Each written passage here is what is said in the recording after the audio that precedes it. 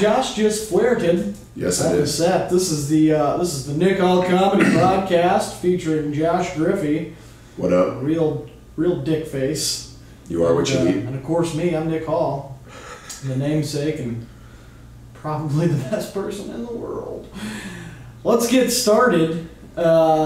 Big day. Another big week coming up. As usual. Huge weeks here at Nick Hall Comedy. Mm-hmm. Everything we do is brilliant. We got a new sketch coming out. Yep, new sketch this week. Filmed it the other day. We got a little Kent Murphy teaser promo thing out today. Mm-hmm. So I tried to get Kent Murphy to come on the podcast, but he just kept throwing. He kept saying you were unprofessional. Yeah. What's kids' words? Nick is unprofessional. Told him my mustache was just fucking stupid and whipped a fastball at me. So then he started nut-tapping me and just slamming cheese dogs. Yep. The dude ate like 40 of them. It's pretty impressive when he gets rolling. He's pretty excited for season 2. He's back. He's woken up from his winter hibernation. He's ready to hit dingers. God, you hear that yawn he did? Yeah. That motherfucker's got a growl. That's like me. That's exactly how I feel after watching the Super Bowl today. I came out, I saw him in my living room, and he was just pounding Strohs. Just housing Strohs. Strohs? Oh, just tons of them. I don't even know what a Stroh is. You don't know what Strohs are? The beer? No, that's a beer. Yeah, Strohs. Never heard of it in my life. Can't use putting on like 50 of them. Nice. Anyway, we got a new sketch. Yep. Kent's going to be back soon. Don't you worry about that. Be ready, Kent Murphy coming back. March 2nd? March 2nd. March 2nd, look for it. Yeah. New sketch about a dying guy. Yep. So, pretty upbeat.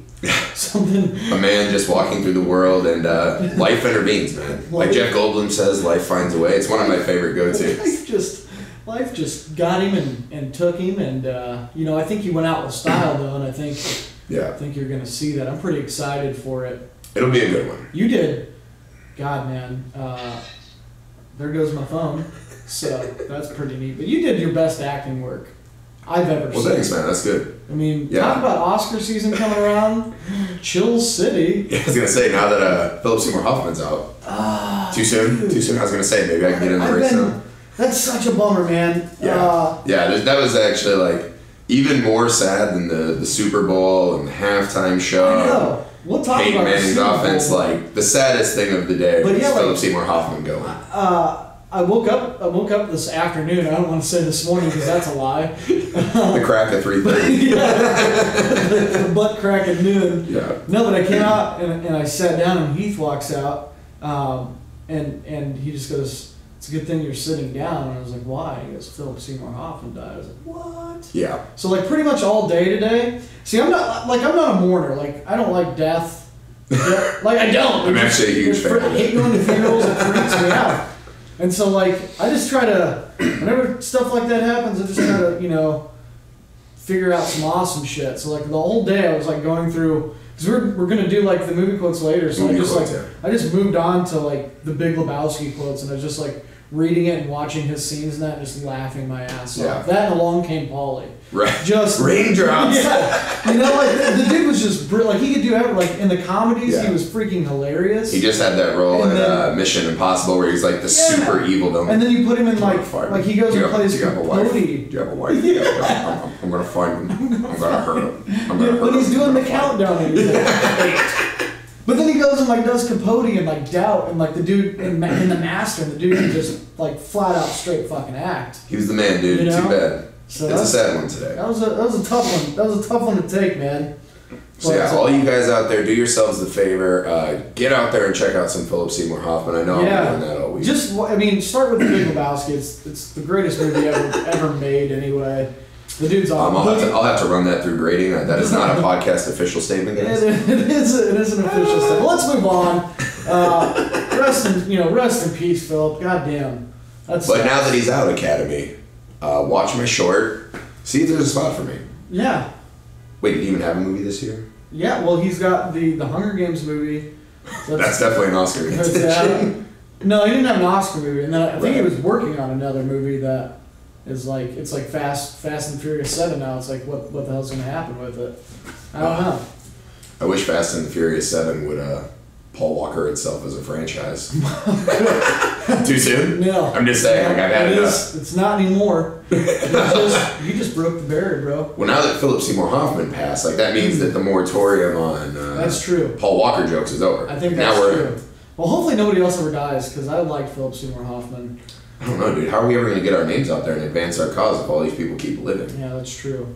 You got to thin the herd. We could make a list. Like in Lion King, Mufasa had to die so that Simba could reach his potential. That's true. Obi-Wan had to die for Luke to Mufasa went down like a boss, though. Did he? Oh yeah, man! And the like he got stepped on by deer. Yeah, but it was like a huge stampede. What are those? Fucking African plains deers, whatever they are. They have big ass heads and shit. His brother just was like scratched him. Like he literally died from scratches and blows. It's not his brother. It's Scar, dude. That's his brother. I know. Scar. Just because he has a cool name, he's still scratched him. Yeah, but you don't call him Mufasa's brother. You call him Scar. And I call him a dirty sack of shit. A swindler. That's enough Lion King talk. Never. One podcast. Right. Let's just talk about the Super Bowl. It's a goddamn elephant in the room right now. Let's get it out of. I mean, I thought last week when we talked about the Pro Bowl was the lowest moment of my life. Like this Super Bowl is probably the lowest moment of my life. Essentially, what happened for me. I'm from Indianapolis. I'm a huge Colts fan. I've been a Colts fan long before Manning was ever there. Like in '94 when we lost to your fucking stupid ass Steelers on that Hail Mary. A lot of people did. But I was a kid then, and I was just living and dying with that team. And you have Manning for all those years. More dying than living.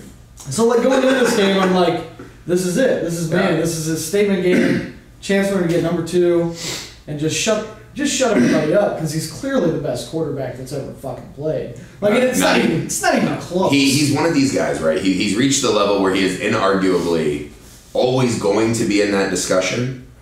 But to me, he is a tragically flawed character where like his legacy will always be tarnished. Like, is he an amazing quarterback? Yeah. Absolutely. No one denies that. He is. The way he plays the game is fantastic. Like everything he does, his numbers are great until you hit the postseason. And then he's been one of those guys, like as great as he's always been. But did you see that? His wheels spin a little bit. Like today I looked up his Super Bowl numbers, right? Like just Peyton Manning's 3 Super Bowl numbers. Yeah. And if you look in these 3 games, you're right, that's 12 quarters of the top tier football, right? Yeah. But this is what I mean. Good math. He's thrown, I know I'm pretty smart. He's thrown 3 touchdowns, now 4 interceptions, and had a fumble loss. I mean, that's what I mean. Like, those are not greatest of all time numbers. The one interception in this game in the Super Bowl was not his fault. Like that. He shouldn't have thrown that ball. The pocket was collapsing in on him. He should have known that. It was 3rd down, wasn't it? But still, it's better for you to eat that and punt than to fucking throw a pick 6. Was that the pick 6 or was that just a? Yeah, that ended up being the pick 6 because were both the interceptions pick 6s? No, the first. That was the pick 6. Yeah, no shot. Like the ball exploded, and Noshawn Moreno just like stuck his thumb up his butt and watched the ball. Right. Well, the linebacker's like, I'll catch it. I don't. Well, it's hard to watch a ball and find a player and hone in on a target when you're just weeping. Doesn't matter. Like he wasn't teary-eyed. He's like, I can't find the ball. He didn't. Like he was looking for the ball so he could make a play, and then he saw like an American flag in the corner, started crying, turned into a pick 6. He didn't cry during the pregame today. I bet she's crying in the postgame. I bet tons of people just lost that prop bet, man. Oh, dude, I bet people were just losing bets all day. Oh, and the other... Like, if you're like, what's going to be the first score is a big bet. Safety. Like, no one would have thought safety on the first snap. Anybody put money on safety, they fucking bang. The odds on that, I don't know them, but they had to be just... Astronomical. Anyone who was betting anything on the Seahawks today. The worst prop bet in the history that I don't know how people lose, they take the prop bet on what color the Gatorade is. Yeah. That it's always fucking orange. Like, I've never seen red Gatorade dumped on anybody. Maybe I'm wrong. It's always orange. No, Marshawn Lynch's is red because he pours his Skittles in it. No, but I'm talking about the Gatorade that they dump on the coaches. Oh, yeah. At the end of the games. Yeah. Like, I'm sick of that, by the way. I don't think it's ever been anything but I'm kind of tired of it. I think... You need to put something more fun in there to pour on him. Like, I'm out of it. Like, just Gatorade, like, we've seen it a million times. I wish the coaches... Now, like, what if this, dude? Like, what if they're, like, they just filled it with, like, fucking baking powder?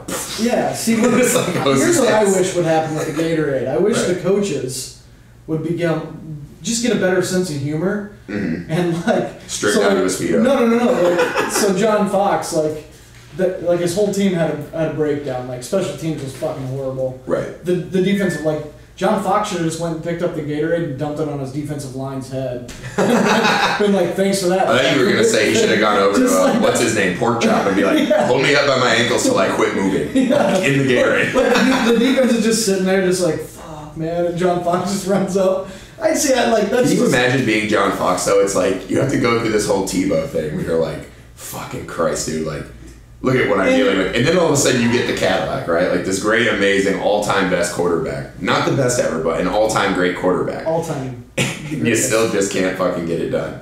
Like just two epically crushing defeats in the playoffs back-to-back. Like John Fox is just like, by the way, did you see the Tebow commercial? Oh my God. I tweeted out. Just about to say that. Tweeted out, I was like, it's the only thing we found that Tebow does worse than throwing the football is acting.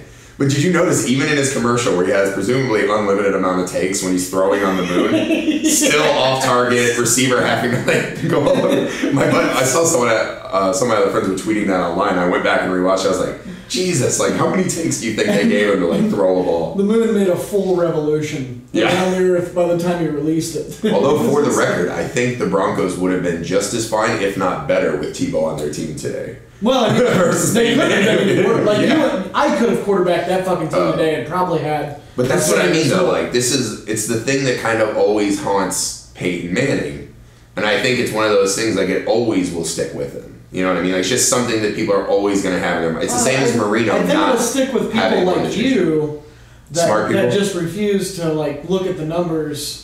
I just laid out some of his numbers from the Super Bowl. But did you see? Let's talk about the playoffs. Did you see that study that I sent to you? Yeah. All it said really was that he's better than Tom Brady in the playoffs. No, it didn't. It said it basically took like. First off, it said Terry Bradshaw. First off, the man, Lord of the Rings. T. Bradshaw, the Lord of the Rings, dude. Look it up. Fucking loser, dude.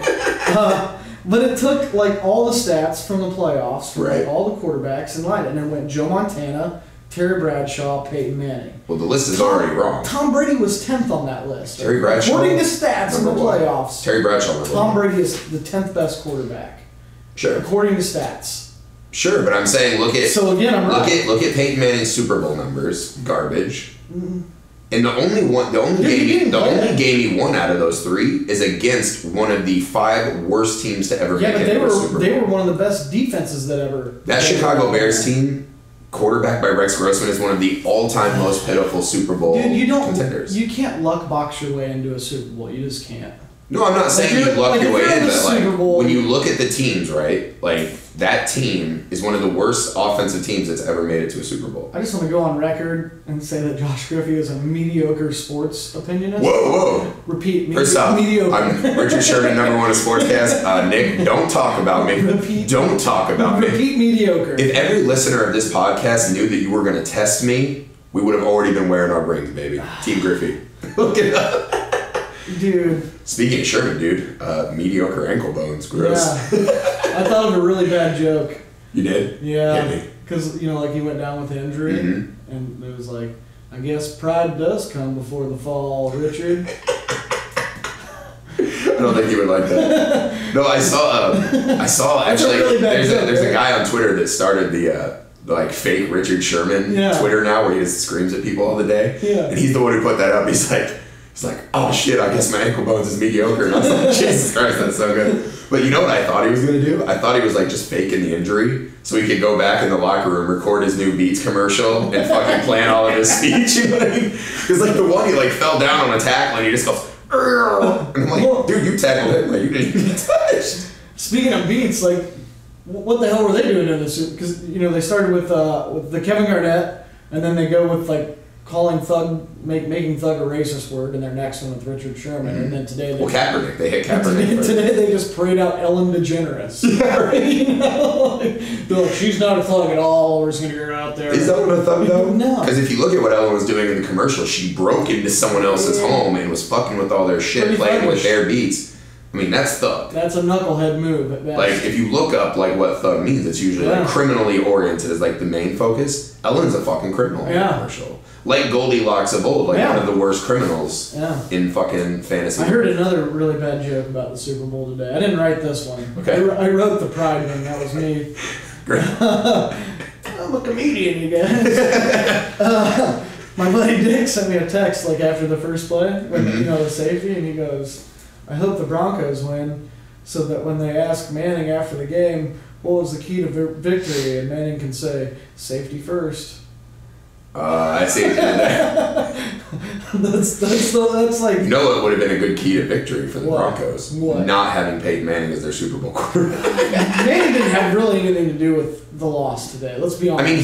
He was responsible for 3 turnovers. I agree. Like the O-line, and I actually brought this up. I might have said it on the last pod, but I've been saying this for 2 weeks. Yeah. When I started digging into it, like that's what I kept finding is how bad their offensive line actually is. The O-line doesn't play like complete dog shit. He has that first interception for sure. Like he just made a bad pass on that. That's all I know. Well, also, it was everywhere. Like, dude, like the defense was swarming. Like, yeah. It was insane. They were all over these guys. They had to know that the defense has played like that all year. It's not like they just turned into fucking sea-based. No, but I think it's one of those like the Denver kind of runs these like quick outs, like they run quick little short plays, kind of like a gimmicky offense. In Seattle, they're just too good. They're too strong. They're too covered. Like you're not going to beat them like Here's that. why your sports opinion sucks. You call it a gimmicky offense. It's the greatest offense that's ever been on a football field. Well, to me, it's like it's like when people were like that Patriots team that was undefeated until the Super Bowl was the best team. It was the greatest in the modern era. You sit there and go, but they lost. I think like this is what the greatest offense of all time did. They put up 8 points in the Super Bowl only in garbage time. But I'm not saying that they didn't take a shit today. I'm just saying it's not a gimmick offense. No, I'm saying it's like one of these. They have like a lot of like little short dumps, this and that. Like they kind of do all these like get the ball out fast. That's kind of their thing. And Seattle just is too big and too strong and too good. Like that was never going to fly today. So what you saw is this offense that kind of works on quick dumps, crossing routes, pick plays, this and that. And they just got completely manhandled. Yeah, they did. Like there was that play right at the start of the game where what's his name? Julian Thomas, the tight end, caught that ball and Chancellor just fucking obliterated him. He had no chance. And you were just like, oh shit, dude. As soon as I saw that, I was like, this game is over, dude. Like they were gonna crush these guys. You remember the undefeated team? The Patriots? Patriots undefeated? I think I was happier when they lost the Super Bowl than when the Colts won the Super Bowl. Right. I danced in the Well, it's hard to celebrate a Colts Super Bowl when they're playing that embarrassing. Like I tried to tip a car over after the Patriots lost. It's like I'm gonna go spray paint cans and fucking flip a car over.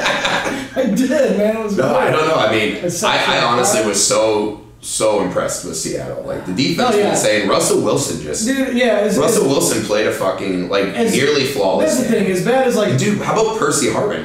Hasn't played pretty much in seasons. And they fucking came out. He should have been the MVP. They killed it with the game plan because they the first play they ran that little end around handoff or whatever. 30 yards. He almost broke it. He was 6 inches away from that. He played 7 snaps all season. Yeah. And they come out and they're just first play fucking end around to this dude. That's a great play call. But it changed their whole offense. But yeah, as bad as Denver was, Seattle was that much better.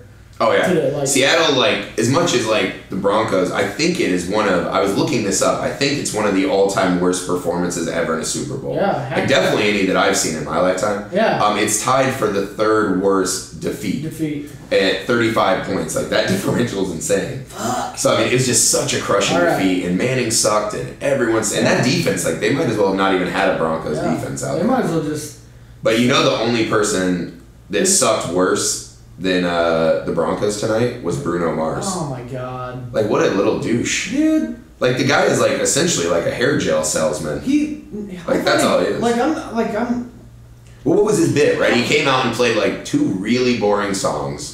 No, dude. Fans are falling asleep, and then he goes, "Wait, I'm going to steal James Brown's act." What was boring about it? He had energy. He came out pounding on the drums and. Yeah, he did a shitty drum solo that any 6th grader could do. It was not bullshit. Dude, you want to see some? You went into it. Hating him. Go Google. Actually, I honestly have only heard a couple of his radio songs. I've almost never heard any of them, and I've never had any problem with this guy. Yeah. And a lot of my friends were wow, this guy's really good. I think he's gonna do a good show. So I honestly was not opinionated, but he came out and was just putting me to sleep, and this fucking the kid can sing or whatever, but his songs are just fucking terrible and generic and bland. And he's shit, I suck. I'm gonna steal James Brown routine. And he's and this is how bad it is. It's bad when all of a sudden the Super Bowl's shit, man, like Bruno Mars, like people are not loving this. Like, oh, we better invite a good band, like Red Hot Chili Peppers. But then they only came out for one song and it didn't really fit in with it. Like, you're an idiot. You know what I mean? It was just terrible. I thought, like, I don't even really care too much for that genre of music, like that pop, just straight pop. But I thought he put on a good show.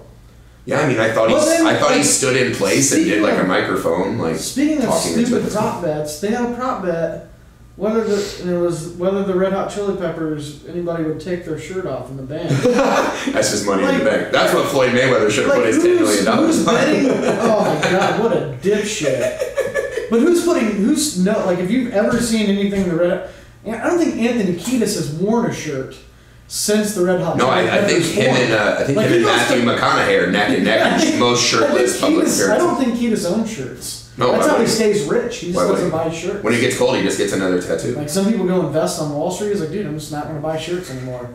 Fucking rich. Like, I gotta save my money. I gotta really save my money. Property taxes are a bitch out here.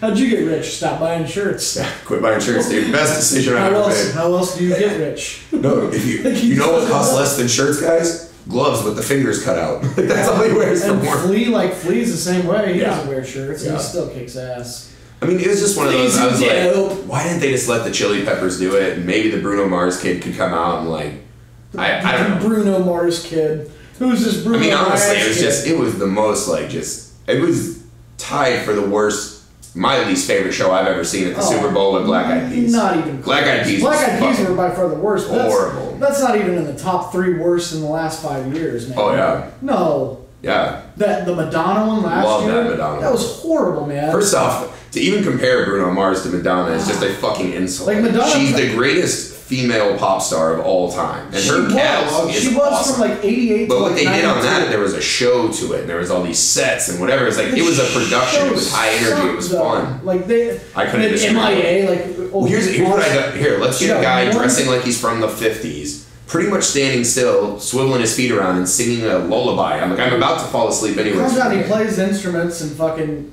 I saw he poorly played the drums, and then what else did he do? He can play piano too. Oh, sweet. Madonna can't even like look at a piano without getting a fucking panic attack. You know what Madonna can do now? Bench press pianos, dude. I would be careful how you're talking about it. You know what else Madonna can do? She could probably stand in the end zone and let you kick field goals through that fucking gap in her teeth. That's fine, dude. She's gonna. I bet if she were here right now, she would fucking knock a gap in your teeth. Have you seen her guns? Michael Strahan makes fun of Madonna's gap.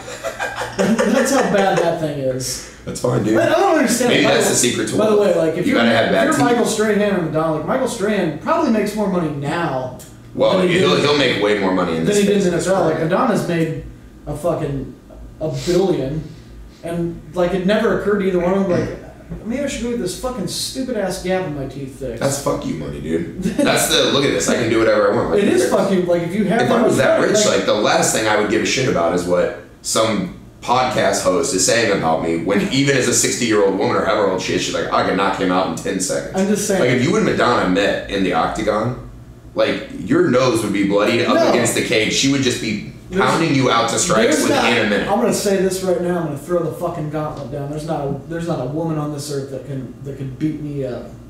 Well, first off, I'll tell you on my other podcast, with buddies, I've already issued 2 challenges to all of womankind.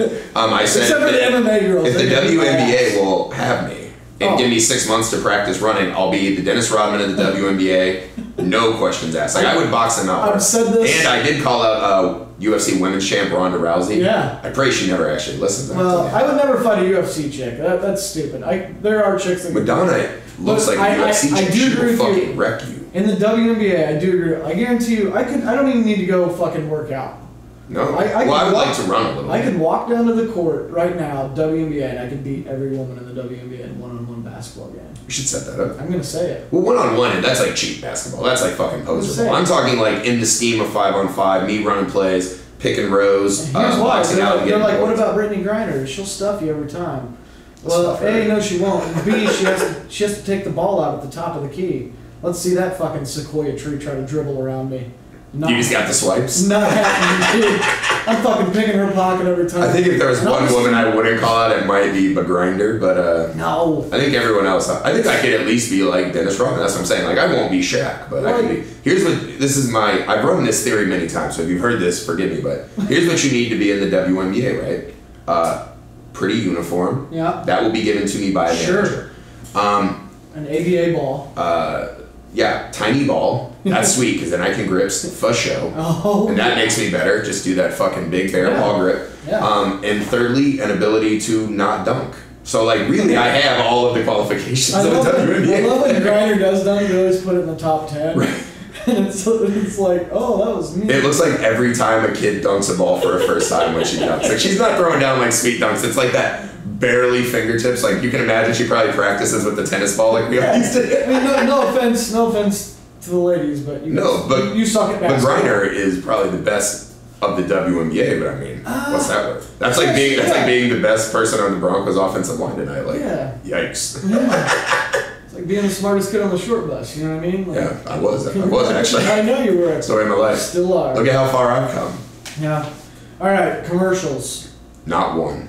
Not one? There was not one commercial. I liked the Budweiser series. That's right. You did mention this earlier. The Budweiser series. I thought the commercial itself was stupid and unfocused, but it's kind of like this was the setup, right? It's like, we're going to take a guy and he doesn't know what's happening. We're just going to drive him around to weird shit. Right. But none of it was funny or whatever. And you're like, this is so stupid. And then all of a sudden Arnold's there is like the tennis player, the ping pong player. Surprise. And I was like, holy shit. Surprise. He's like, hello, my little princess. Are you ready to lose in tiny tennis? And I was like, oh, Farrell. And I was like, that's the best. But the only thing is I was already tuned out on the whole commercial. The game was terrible. Like I was trying to recover from Bruno Mars, I think, at this point. And I was like, the only thing that came out of this Super Bowl for me, on any level, like, one of the worst 4 hours I've ever spent in my life, entertainment value-wise. Bad. But it was pretty I was bad. like, if they develop a dodgeball-style movie around Arnold as that ping pong player, then it will have been worth it. Oh, absolutely. I want that to be a movie. Like, enough of these His outfit was pretty dope. Because him and Stallone have this new, like, they want movies where they, like, kind of, like, shake hands too hard and arm wrestle kind of thing. Like, none of that. We're done with that now. Like, you guys have had great careers by yourselves. Like, Arnold, your calling is comedy. Yeah. Like, we're going to go back to Twins, Junior, and Jingle All the way. It's the only logical turn you can make at this point. I just watched Twins the other day. Well, it's like, you can't be the, like, 60-some-year-old guy with, like,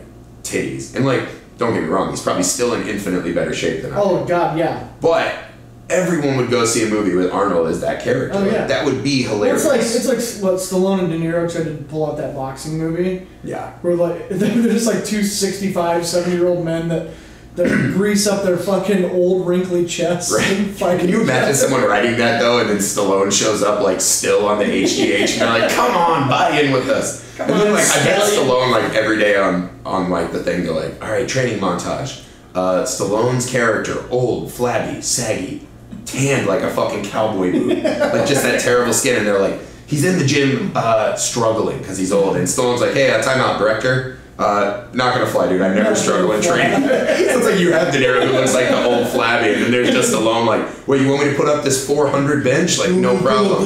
And they're like, "Oh, Stallone, you're killing us. You're killing us." And like, "Hey, I'll be in the movie." But I think Arnold would fucking go along with it. Yeah, I'll be in the movie. It sounds like the Robert De Niro that used to live in Indiana and ride the short bus with me. Like Corky De Niro. Yeah, very different. You do that in the movie? He just does the De Niro face and just says bad stuff. But yeah, if that becomes a movie, it'll be better than all the other movie trailers I saw. I'll be in a movie. I thought the Transformer movie, I mean, that's gonna suck. I don't get that because suck. they're they kicked out Shia LaBeouf. Yeah. And then they're just parading Mark Wahlberg and like it's Battleship. Nobody will notice. It's just like a Battleship. But he's like 25 years older than Shia LaBeouf. Yeah. So I don't think he's Sam Witwicky. Oh, he's not. Okay. See, I will miss Optimus Prime being like, Sam Witwicky. Yeah, it's like his noble voice just saying the dumbest name ever. What? And he's like, "Did you get older, Sam?" It'll be Optimus Prime like, "Settle down, selfie fuck." You know what I mean? Did you get extremely old really fast? Yeah, I did. What? This is what chain smoking and stealing people's creative ideas do to you. That's my Mark Wahlberg impression. Yeah. That's how Mark Wahlberg. You have a career, man, Eddie. I don't know why you're wasting time with this podcast. I'm an You should be out impersonating people. I'm an impressionist. I can tell. Mark Great. Wahlberg. Here's the As Michael Bay impersonates a film director, you do all these other Here's things. Wahlberg pitching a movie to De Niro. Hey, De Niro, you want to be in this movie? I'm Mark Wahlberg. Yeah, be in the movie. And that's it. I don't know if that's true, but I think we should contact their agents and be like, are you guys interested in doing these Nick Hall versions of yourself? This is a stage show, I feel like. It'll be like an off-Broadway. Yeah, I feel like I've got something here. Go ahead and comment in there and just fucking tell me how good all of those impressions were. Yeah, or any other celebrities you want to next unique. You start naming out celebrities, and I'll do impressions all day long, all day. Yeah, but overall, I gotta say, just like a terrible, soul-crushing. I had a problem taking me and my hangover to the brink of suicidal. I had a problem with Chevy. Oh yeah. With the fucking cancer commercial. First off, before I break off into this, I am a cancer survivor, so I can say whatever I want. Wait, you're a cancer survivor? Yeah, you didn't know that? No. What cancer did you have? It was called osteosarcoma. Real thing when I was 17. That sounds like a Transformer name. That's a real thing, dude. See that shit? I do. What they did was I had a tumor right there. Okay. They just cut that whole bone out of my arm, cut the bone out of my leg, and put that in my arm. Jesus. Yeah, dude. So I'm clean. Anyway. So your cancer credentials are up to yeah. So I'm allowed to make fun of cancer. That's all I'm saying. That's my word. That's my word. I'm allowed to do it. Okay. It is what it is. Mm-hmm. But like that's just like you can't just dibs the cancer card. But what was the setup of the commercial? I barely remember this. What did they do? So they just showed this. It was Chevy. All it was this truck driving out in the middle of nowhere, and it was a guy driving and his wife, and she's just looking out the window, and it's kind of like really, really melodramatic. It's almost like a hint of like just melancholy. It was just kind of sad, you know. And then all of a sudden she starts crying. Okay. And they hold hands, and then it comes on, and it's like. National Cancer Day is 2 days from now. Chevy. You know? And then it just cuts like, buy now, blow out sale. Yeah, come on down to Town Hook Chevy down here. We're stacking deep and selling cheap. You got cancer, you got a car. Come on down. Like I don't know if I'd want like people to be like, you know what I need? A shitty. And then like immediately the first thing you picture is people crying and having cancer. It's like Toyota's marketing meeting was way more logical. Like they were saying like, how could we sell more cars? Let's team up with the Muppets. Okay. Perfect. And Chevy's like, dude, let's just claim like cancer's ours. Let's just. I think there's more people with cancer than Muppets, though. Yeah, but you can't just. Wait, they weren't selling them to. You the can't Muppets. sell trucks by being like, we care about cancer. Well, see, let's check the numbers. Bullshit, dude. Why? Because it's bull. It's like that's such a bullshit move. Because like they're just showing this lady like dying of that's supposed to be dying of cancer in this truck. Okay. And what if the truck was healing her, though? They're like, it's okay.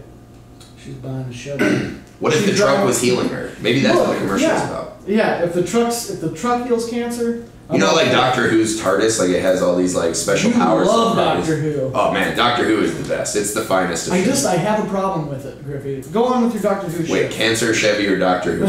Cancer Chevy. Cancer Chevy. Hashtag I'm just saying, what if you could get a Chevy though, and then all of a sudden you're just like getting cured of cancer, and that's why she's crying like, oh, it hurts so bad, but it's working. I saw that. Somebody made a tweet. I don't remember who it was, but they were like. It was really nice of that guy in the Chevy commercial to drive his wife out in the middle of the woods and shoot her. But you just can't dibs cancer to sell trucks. I'm all in on dibsing anything like that. No. Like to me, you take like any tragedy, and if you can turn that around for your own financial gain, like I am big time. I'm not a fan of it. Even if you remember, my only kudos to Helen Keller is that she took her fake tragedy and made money on it. I was like, good for you. That's business savvy. Yeah. You know, and I feel the same way with. But anybody could. That's bullshit though. Because why? Like we could sell fucking. I don't know. We could have a store where we just sell flip flops. Oh, that'd be awesome. With dragons on them. Like that's our thing. We just have flip flops with dragons. First off, should we just turn this pod off? Right?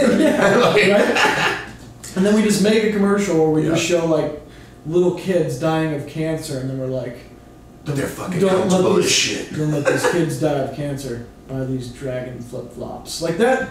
That's smart though. Would some of our proceeds go to cancer? Like, what if you buy a shitty? Yeah, but like, Chevy's not giving money to cancer. If you buy a shitty, we'll give $10 to cancer for every shitty we sell. They're probably like, what they're probably doing is like. And we would do that with our flip-flops. For every set of flip-flops you buy, we'll give it. For the people listening on Podomatic, I'm putting up quote signs with air quotes. They're probably donating money to some cancer, but really all they're doing is just hiding money as a tax shield. They're not donating anything. So you question, you have like think this is a bigger conspiracy. It's bullshit is what it is. And half of those charities you give to they don't even give the money out. I'm sorry, dude. As a survivor, you should be a little more sensitive. Dude. I am sensitive. People with cancer need to drive trucks too, man. I agree. I'm not saying that cancer. You're saying guys with cancer can't be working men? Not saying that at all. Because if they're working men, just saying, they need a shitty. You can't use cancer to sell trucks. You can't do it. I'm against it. Well, I'm about to maybe sell my car. I'm gonna fucking take a picture of me with cancer. Just shave your head. It'll be me and you driving around holding hands, both weeping. And I'll be like, "What's going on in that car? Cancer. You want to buy it?" It's just a cheap shot, man. I don't know, dude. I think it's smart. I know. The cancer crowd is growing in numbers. Everything gives us cancer now, so you're appealing to a broader market. It does. And then, Hopefully our flip-flops won't cause cancer. The other one. Let's make a pact now, our Dragon flip-flop store. We're going to make sure all of our stuff is non-cancer. Nick and Josh, Dragon flip-flops. Yeah. Dude, I'm just saying, man. I almost want to quit this podcast right now and go fucking start looking for real estate. You know what I mean? Do it. Dragon flip-flops. The other commercial that I kind of liked, I think it was a GoDaddy one. They just had those fucking huge jacked up dudes. Yeah. All running down the street. And then there was that dude with NASCAR with the long hair, Danica. Yeah. Yeah, oh god. You know, Danica's a troll. little dude. She looks like a little dude. Danica is, I think it was Daniel Tosh has that bit where he's like, I'm tired of people saying Danica's hot. He's like, she's 4'2" and bow-legged. Yeah. You know, there's nothing hot. Just very rectangular look. I couldn't agree more. But anyway, like that commercial, it's like those huge jacked up dudes and they're running down the street and they finally get to their destination and it's just a fucking spray tan shop. And they're right. I love you. Go up in there. I got to get my swills on and my body paint. But other than that, it was like Budweiser tried to copy pretty much like the exact commercial that they did last year with the horses. Yeah, it was less touching, so it was like a little dog. Right. You know what's funny about that though? Because like the dog and the horse bond, and then someone like the farmer's like, I'm selling this dog. Right. And then the guy's driving away with it, and these horses come out and like start like meat mugging. The guy's like, no. That's another great impression. That's another great. That's my horse impression. No, not the dog. This is what I mean. So the horses essentially become thugs, the new catchword of the country. Like, they're a criminal organization now. Yeah. These knucklehead thug horses. I don't know if we should be saying knucklehead so much. The jury's out on knucklehead, right? Yeah. I think it's all right. Well, they said that Cowherd was racist because he used knucklehead, but Wilbon people got it. Wilbon at the end of every piece. Knucklehead every show. But it's Wilbon's word, baby. Yeah, and Wilbon's mostly white. Yeah. Oh, shots fired. But anyways, to get back to my point, these horses are essentially a little criminal element. They're thugs, right? And they start mean mugging this guy's car. He's like, I gotta fucking do what these horses want. I'm gonna get my fucking shitty fucked up. Yeah. Lets the dog out. And when the dog and that horse comes back, the farmer just smiles. Yeah. And I'm like, this can mean only one of two things. Either it's, I have to smile because if I don't play along, they'll murder me. But inside, he's afraid. He's like, it's like Animal Farm, the classic book. Like, they're taking over. Like, they're making my decisions. Yeah. Or this is a fucking scam that he runs. Like, he's the mafia boss and the horses are the thugs. That could be. And he sells the dog and then has the horses go fucking hoof the car until they let the dog out. He's like, I'm going to resell this dog once a week. And he's just like, I'm going to quit farming and just fucking raise thug horses and puppies. Fuck the dragon sandals. Let's train some. That's a better. Can we do both? Some horses and just resell dogs all day long. But I'm saying that commercial has like a little. I was just thrown off. I'm like, there's something very wrong going on. Like, if Arnold is the ping pong player and that fucking farmer reselling dog with thug horses, like that should also be a movie. Because I want more narrative. Yeah. But that's a really well thought out scenario you just. That's what I do, man. I dive thought out than your stupid Point Break theory, but. You mean Brokeback Beach? Yeah, but the. Point Break is 100% homosexual outlook. It's fine. It's 2014, dude. Because you're retarded. He's retarded. We're just using all that fine PC language today. Yeah, we sure are. I'm trying to. The only thing I guess, like one last thing on the commercials. I know we've been harping on this whole. Like, honestly, just like the worst Super Sunday ever. And it's not just my mad hangover. It's the whole thing was unbearable. Yeah. But unless you're a Seahawks fan, then it's fucking great. Like that team manned up. But it's never fun to see someone just beat up on a useless opponent. But the thing about the commercials I hated today was like, you know, normally it's like who can be the funniest and zaniest. Yeah. This year was like everyone starts off like these very like bland colors, you know, and it's like very muted and it's just showing like I think there were like 4 of them that were just singing the national anthem while showing people doing stuff, and they're like, America. Yeah. America. And to me, that's the cop-out. You don't sell trucks by saying America. Yeah. Cancer? Fine. Yep. You throw America in my face? That's just fucking criminal. America. Yeah, right? But there was the one, the Bob Dylan one, which was just terrible. It's like Bob Dylan, the guy he is, like, what a fucking... Loved it. Just like, what a fucking punk-ass move for him to do at this age in his career. He doesn't need the money. Like, dude, just makes him look like a little Dylan's been doing fool. commercials for a long time. He's always been, like... I've never seen a Dylan commercial. Are you serious? Yeah, No. dude. He did like a cologne one or some shit. I think he did a Victoria's Secret one time. Like, Do you want to smell like unshowered the dude has suits been wanting to be and an actor forever. He did a movie with John Goodman called Fame one time, and it's a fucking terrible movie. I'm not surprised. It's, you know, I'm not even going to put it in the green. And I love Bob. But this is what Bob I'm Dylan's my man. But look, if you have a perfect movie list. If you had a list that was like the opposite of perfect movie, Fame is it. Like, Right. Fame is it. Yeah, I think it was called Fame. But here's the line to start that Chrysler commercial, right? Another American car company just shoving America in our faces, right? And the line opens up as Bob Dylan says it. Is there anything more American than America? No. And right away I'm like, well, No. fuck you. This is why people buy foreign cars, you stupid jackasses. Like, No. That's like being like, is there anything more dick than a penis? That's You're like, true, no. though. Like, no. Like, But yeah, that's stupid. Toyotas Like, are made in America now, aren't they? I don't know, some of them probably. Pretty sure. My dad works at a Subaru Isuzu Subaru? company. But whatever, they're still Subaru's Australian, right? better foreign cars. I'm saying, like, instead of throwing America in my face, how about going to a college and learn how to make a better But it fuel was efficient more like car? this. He was like, And get actors with cancer. what's more American than being American?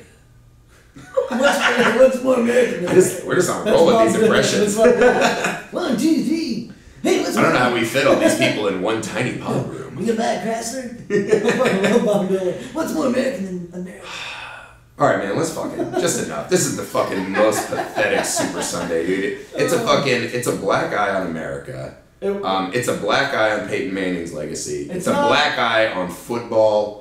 It doesn't affect Peyton Manning's legacy. I would say it's a black eye on Bruno Mars, but... Even if Manning I don't throws wanna get too close to the 350 Rihanna yards, thing. 3 touchdowns, no interception, they still lose that game. I don't think so. Yeah, they do. Anyway, fuck you. God, you're such an idiot. I'm sorry, dude. You just gotta quit stroking the Welcome Manning to our dude in the face, podcast. Josh Griffey's stupid and I'm smart. All right, let's get to the meat and potatoes of this thing. Mm-hmm. We promised last week that we would scour Yeah. high and low Mm-hmm. for the best action movie one-liners. And, Yeah. Before I get started, We had a lot of them, though. I We promised found a lot shout of out. them. I promised a shout out on this one. To me? No, not to you. I would never do that to you because I hate You you. want to shout out my guns? No. I'll take you to the show. Again, Terry Collins. Wait. What? Shout out our flip-flop store. Oh yeah, Dragon They can be a flip sponsor. flops. Dragon flip flops. Hey, are you? Hey, you want to buy Dragon Hey, flip-flops? do you- If not, our horses are coming to Let's make mess a you up. commercial. Hey, what do you got on your feet there, buddy? Just Are those- shoes. What are those regular shoes? Yeah. Hey, buddy, do you like dragons? Love dragons. Well, boy, do I have the thing for you. Tell me. Dragon flip flops. That's our theme song. They're like dragons on my feet. Yeah. Guess how much they are. I don't know. How much do you have? That's it. I have a quarter, We two just- Chuck E. Cheese tokens, and some body glitter from the strip club We last night. program our Sold! program our computer so if you swipe your credit card and it just maxes out your Right. whatever. Wow. How much are those? How much you got? Well, dude, that bitch in Game of Thrones, man, she had to pay a high price to get her dragons. Now, if you want that on the bottom of your feet, you got to pay. How much are those shoes? They're $23. We only take 50s. Don't make change. And then all of a sudden, the horses are in the background, just like clocking on the floor. Like, God, these horses are gonna fuck me up. No, I gotta give a shout out to Terry Collins Jr. He Sounds like a NASCAR name.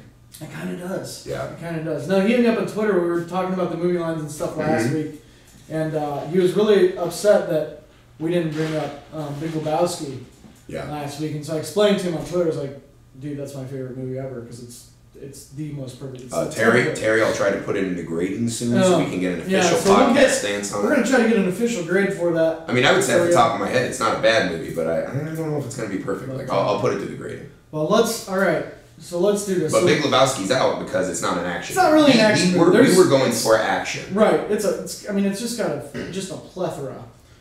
Would you say you had a plethora? Yeah. That was actually on there. That's my old Guapo impression. No, but that movie's just full of lines, and it's goddamn, it's amazing. But Griffey and I took our time. Yeah. And we racked our brains for just the action movies that we'd seen, and I did a little research. Yeah. Basically my research consisted of refreshing myself on Arnold Schwarzenegger movies because that dude is just a walking one-liner. Yeah. And there are certain guys that is what the genre was built on. Yeah, you get the one ultra tough guy who only does. You can make a top 200 list of just Arnold Schwarzenegger lines. Oh yeah. And they would all be good. Like Last Action Hero is just all one-liners nonstop. Oh yeah. Well, it's kind of a satire of the genre. I think we both have a Last Action Hero. I got a Last Action Hero. Yeah, I do too. I love it so much. Well, let's get this started. How do you want to do this? We both can't look. Tit for tat. You're not gonna like our top 5 because people are assholes. Who, me? No, just everybody. The listeners won't? Yeah, they're not gonna. I mean, they're probably still mad at us about their credit card at the flip-flop store. And I have a list like as long as fucking I don't know. My gun? Something long. No. As long as long stuff. Yeah, as long as long stuff. And I had to narrow it down to 5 because we were like, well, let's do a top 5 each. So don't get mad if you don't. I'm gonna try to do some more impressions for you guys. You know what, dude? It sounds like Nick's a little afeared on my list. All right, let's do this. So let's just start. Mine are in specific order. Am I supposed to try to go from worst to best? I'll do 5. I'll do my 5th. You do your 5th. Okay. And then I'll do my 4th. You do your 4th, and so on. So it's a pretty easy system I've developed here. All right. Thinking about writing a book about it. Yeah, that's fine. Anyway, okay, my number 5. Mm-hmm. And I'm a little biased. I actually have a tie for number 5. It's 2 lines from the same movie, though. Okay. From the same movie. I could do that for mine too, so we'll call it. From Tropic Thunder. It's not even an action. It is an action movie. It's a fully action. It's a war movie. I would say it's barely a movie. Period. Anyway, the first one from that one is Robert Downey Jr. When he dresses up like the Asian guy and he's like, "What do you farm?" And he goes, "I'm a lead farmer, motherfucker." Like I love that line. And then Nick Nolte and that, and when I could have taken like all his when he's like, I don't know what it's called. I just know the sound it makes when it takes a man's life. So see, this that's is a good Nick Nolte. But this is the conundrum of the list, right? Do you go more fucking super hard ass? Like Nick Nolte's line is like one of those. God, if I'm a farmer and I have my horses murder someone, like I'm gonna say that. I'm gonna say this line when they die, and then Robert Downey Jr. is like so over the top, it's like silly. But Nick Nolte's like, you gotta put them boys in the shit. Take them off the fucking grid. I like your Nick Nolte. It's pretty good. I like that. It's pretty good. But okay, I'll never rewatch Tropic Thunder. I'll make my number 5 the lead farmer line. Lead I'm farmer. a lead farmer, motherfucker. All right, fair enough. Mm-hmm. Number 5 on the winning list, the Seahawks of lists versus this Peyton Manning led list of Knicks. I actually went also kind of with like a comedy action. 10 times better than Tropic Thunder. Black Dynamite. Oh God, love that movie. One of the best movies I've seen. It's hilarious. If you haven't seen that, I should put that in grading. It's fucking It's badass. an amazing movie. Satires have a hard time in Perfect Movie Theorem because they're just kind of cheating off others, but whatever. What's your number 5? But I went with the line. Remember when he finds Tricky Dicky? It's Richard Nixon is in charge of Richard Nixon is essentially there's like this great scene at the diner where they have this elaborate Greek mythology and Roman mythology and philosophy, and then they figure it out that all the black men's dicks are getting shrunk, and essentially you find out it goes all the way to Nixon. So when he fucking but anyways, the first stop is he gets to that island with the mad scientist or whatever, and he kicks the door down and he sees him. He's like, "You diabolical dick shrinking motherfucker!" It's just all that alliteration and the badassness of it and the nonsense just fucking killed me the first time I saw it. I must say that to my friends probably once a week. I'll pull that line. So that's your number 5, you diabolical dick shrinking motherfucker. Right. But you know what else? There's another line in that scene. If I'm doing 2 for my movie also. Remember when he's in the fight and he fucking throws the boomerang and misses? Yeah. And they keep fighting and the scene goes on for another 2 or 3 minutes. You literally forget. Next thing you know, out of nowhere, the boomerang comes back in and cuts off the guy he's fighting fighting, the guy he's fighting, his head gets cut off by the boomerang, and Black Dynamite's like, boom, motherfucker, I threw that shit like 5 minutes ago. He's like, you need to shut the fuck up while grown folks is talking. Right. There's the other one where he blows that jelly donut away. They're like, how do you know? And he's like, donuts don't wear gator skin shoes. He smacks the black off of that one guy. Yeah. Like, they do the worst cutaway. He smacks the dude and they just hard cut it, and all of a sudden it's a white dude standing there. Awesome. One of the best Alright, movies. so obviously my number 5 wins, so let's move on to number 4. Not even close. You actually lost. You're down 2-0. You're a safety down. You're a bad snap to Peyton Manning down. Oh, that was a good joke by my buddy Dick. Safety first.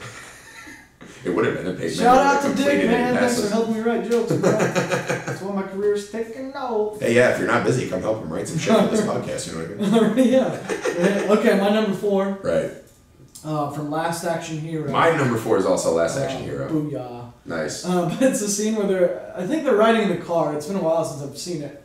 I know the one. But they're riding in the car, and he throws the ice cream cone out and it stabs that guy in the heart. Yeah. And Schwarzenegger goes, ice that guy. Yeah, the ice cream cone just stabbed him in the heart, and the guy's like, "Argh!" It's like dying, just like terrible.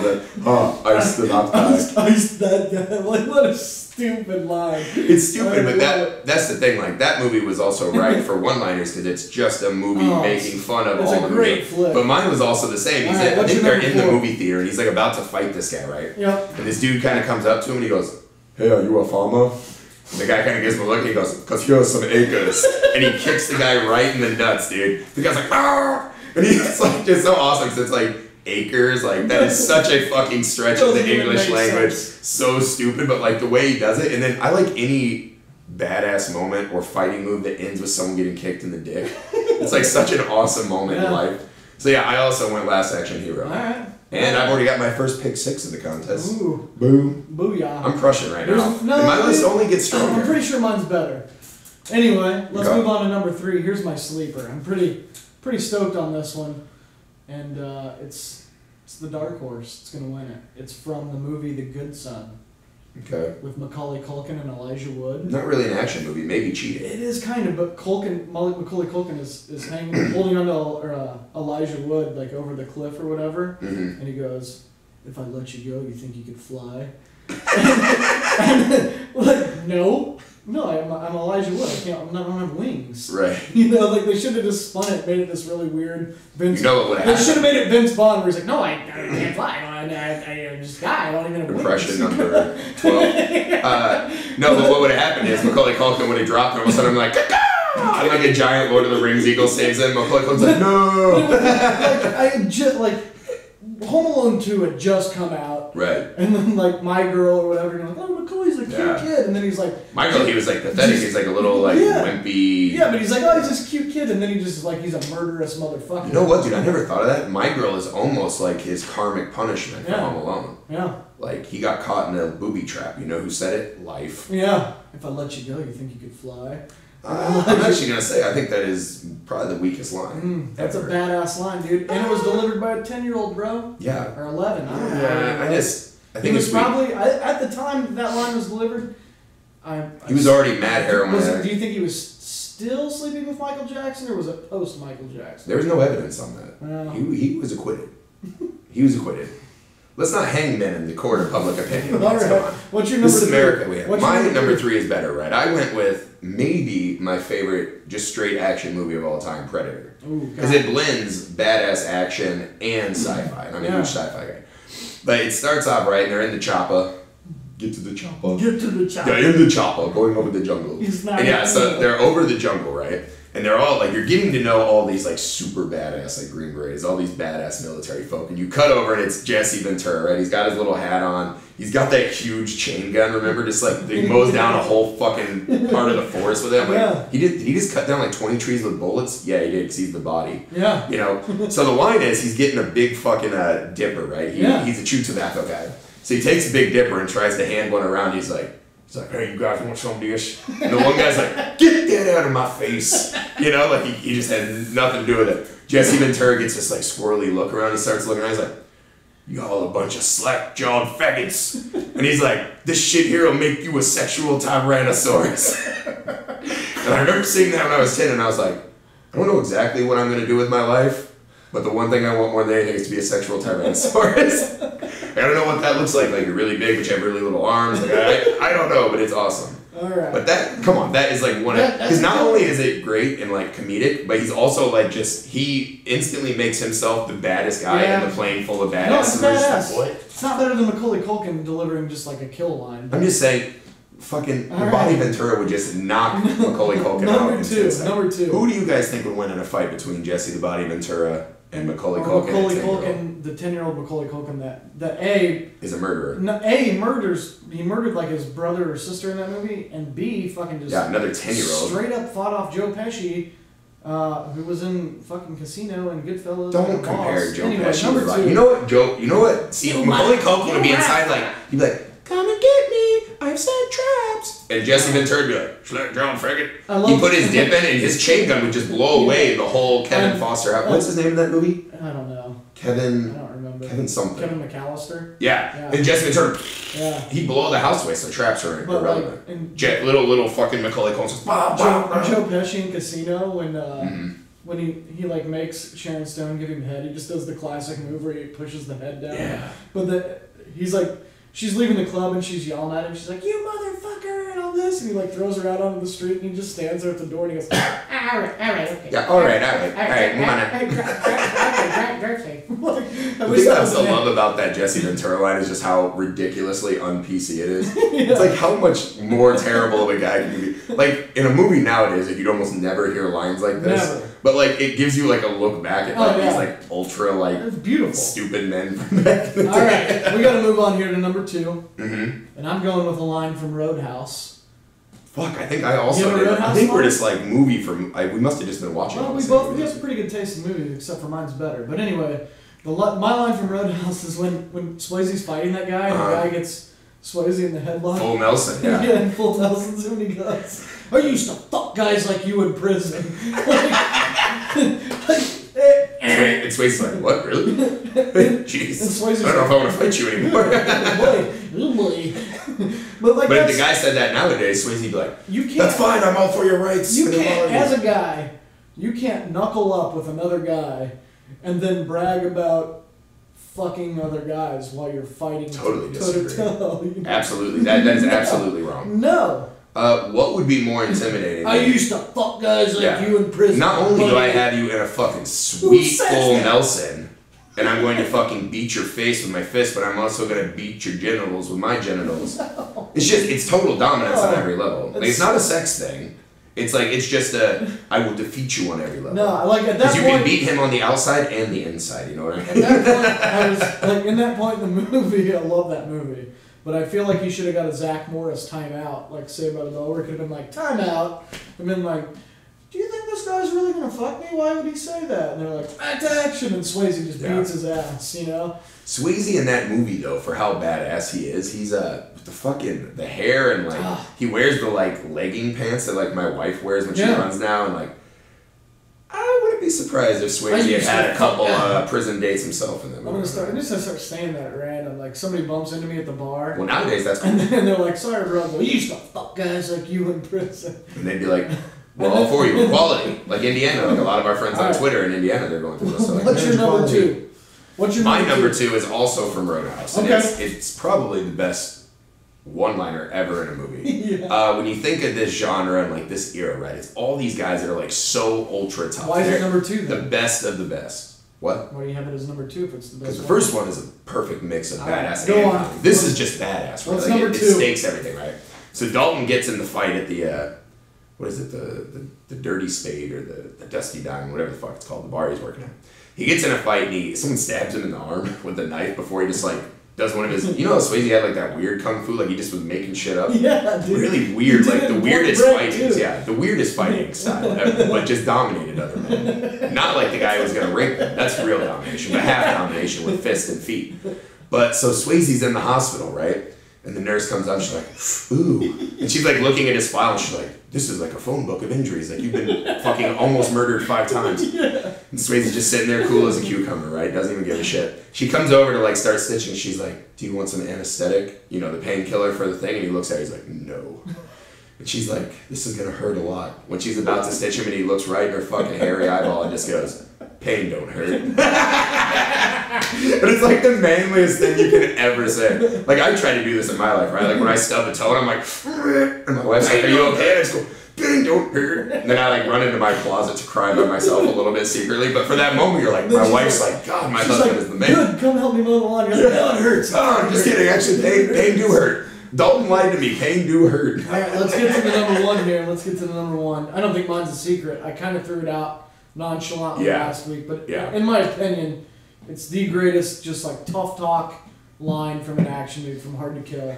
Hard to Kill, Steven Seagal. In case you missed it last week, it's one of the most brilliantly thought out scenes ever in a movie. Hard to Kill, Steven Seagal sitting in this bedroom. I feel like that is his wife got killed, and there was like all this corruption with this senator. And his wife was not hard to kill, which is weird about the title. Dead. Wife was surprisingly easy to kill. And so he's sitting in this bedroom, and he's after this. In the movie, he's after this corrupt Senator Trent, and he's sitting in the bedroom on the bed by himself, and it gets really dark, and the camera comes down, and all of a sudden the TV commercial pops on, and it's fucking Senator Trent, and he's like, and you can take that to the bank.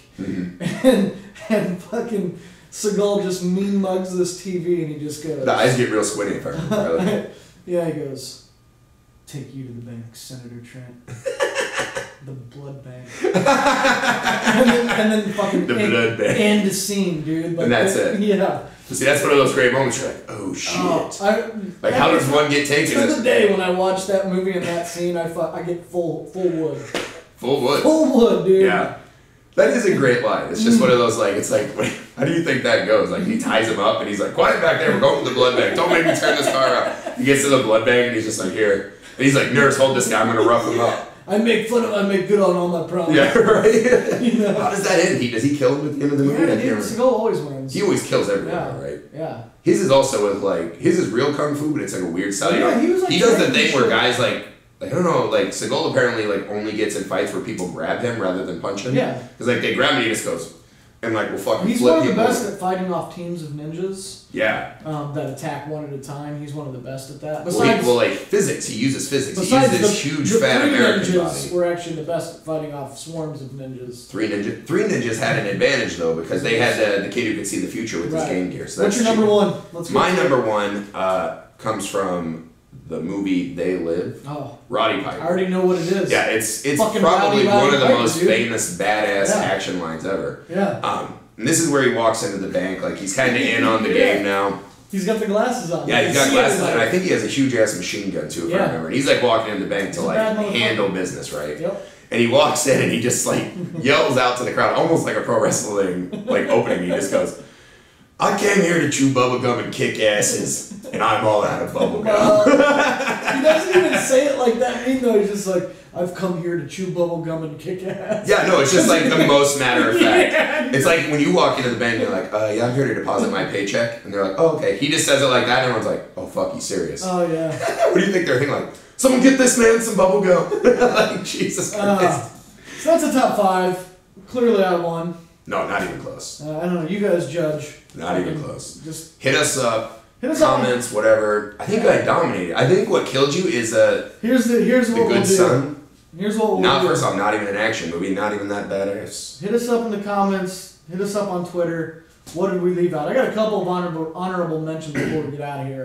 Because the movie Speed is top 5 favorite movies ever. I fucking love that movie. And I was ungraded. I was trying to pick out like the one line from there to throw in my top 5, and I just couldn't pick one. Right. So, but like clearly the winners in that movie, in my opinion, is the one where they're riding on top of the train, and Dennis Hopper's like, "I'm smarter than you, Jack," and he's like, "Yeah, well, I'm taller." Like that, and he just fucking crams his head up. And he gets his head cut off, so he's actually short. But the one that I totally forgot about until I went back and watched it the other night was the one where he's like, Keanu Reeves is yelling at Dennis Hopper. He's like, "You're crazy, man! You're crazy!" And Hopper goes, "No, poor people are crazy, Jack. I'm eccentric." and he's like, he's the perfect villain because that one scene in it when he's holding on to the fucking bomb thing or whatever, and he just runs out of the room and he goes,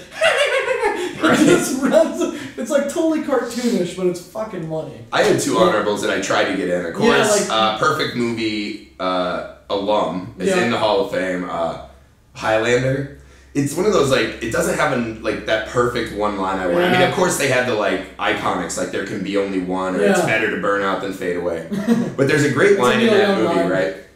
I mean, it's better when Chris Lambert says Sure. it. I mean, almost every line. Hey, go ahead. What are your But there's this great moment where the cops tough talking Chris Lambert, the Highlander, when he's in interrogation, right? And he's like, I'll tell you what I think happened. I think you went down there to get a blowjob from that guy. And when he didn't do it, you cut his head off. And then he gets on the table, he's like, are you a queer, McCloud? And Chris Lambert looks up at him, and he had that awesome caveman brow. He just looks at him, right? And he just goes, and his terrible voice goes, what are you looking for, a piece of ass? And he's and then he gets up and starts roughing the cop up, and you're like, oh, it's so good.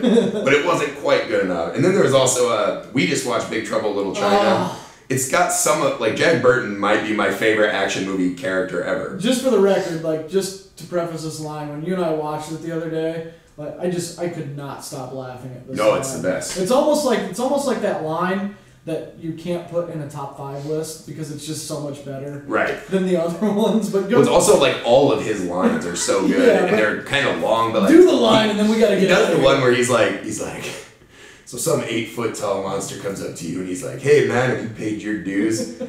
You know what you do in that situation? He's like, you look that tall, freakish son of a bitch in the eye and you tell him what old Jack Burton says at a time like this. You say, yes sir, I did. Checks in the mail. And that's not exactly how it's worded, but that's essentially. But he has 5 of those where he's and he's in his truck, the Pork Chop Express, and he's just on the CB radio, just it's almost like he's writing an audiobook, and you're like, he's what trying the fuck? to be the Paul Harvey of of truck drivers or whatever, you know. You see that storm bearing down on you. You know what you do? The poison arrows and the rain is falling. You look that storm right in its eye, and you say, give me your best shot, pal. I can take it. I don't believe in bucket lists. I think they're stupid. But if there's one thing I want to do before I die is apply for a job or try to get a role, and somebody's like, "Have you paid your dues?" And I just want to be checks in the mail. Yeah. I just want to say that to somebody.